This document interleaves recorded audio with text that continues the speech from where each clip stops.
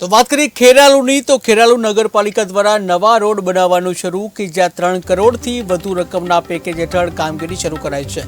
Chief officer પ્રેરક પટેલની team કામે લાગી। જ્યાં પૂર્વ પ્રમુખ હેમંત શુક્લના ટર્મમાં થયા હતા ઠરાવો, ત્યારે ખરીદ વેચાણ સંઘથી લીંબચ મંદિર સુધી ખોદકામ કરાયું। જ્યાં ટેન્ડર પ્રમાણે કામ થાય તો 50 વર્ષ ટકે તેવો અંદાજ છે। સુપરવાઇઝર કોન્ટ્રાક્ટરે કામકાજ અંગે પ્રતિક્રિયા આપી છે। અત્યારે નવીન રોડનું કામ ચાલી રહ્યું છે। ખૂબ વર્ષોથી જે તૂટેલો રોડ હતો એ ખેરાલુમાં ગત બોડીએ 3 કરોડના ટેન્ડર સાથે આ રોડનું કામ અત્યારે ચાલુ કર્યું છે અને આ ટેન્ડર પ્રમાણે કામ થાય એની અમે તકેદારી રાખી રહ્યા છીએ। અત્યારે ખૂબ સારી રીતે રોડ બની રહ્યો છે અને એ પ્રમાણે રોડ બનશે તો અમારા અંદાજ પ્રમાણે આવનારા 50 વર્ષો સુધી પણ એ રોડને કશું થાય એવું જણાશે નહીં।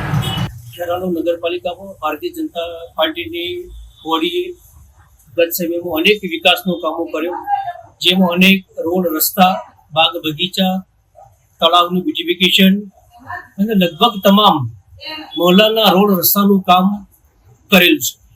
મુખ્યત્વે ખેરાલુ ગામનો એક રોડ જે આટલીયા થઈ અને બાલાપીર થઈ અને બસ સ્ટેન્ડ જતો રોડ હતો એ રસ્તો વારંવાર તૂટવાની એક સમસ્યા હતી।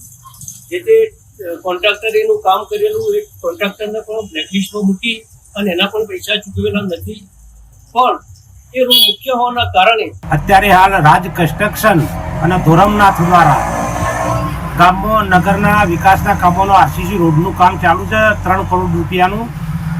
એમાં રાજ કન્સ્ટ્રક્શન જોડે ખોખરવાડા સંઘથી લીંબોચી માતા તરફ અને રવણાના ઢાળથી ચીમનલાલ સેક્રેટરીના ઘર સુધીનું જે કોન્ટ્રાક્ટ ચાલી રહ્યો છે એમાં સીધી મારી દેખરેખ છે। બંને જગ્યાએ ટેન્ડરની કોપીઓ દિવાલો પર ચોંટાડેલી છે।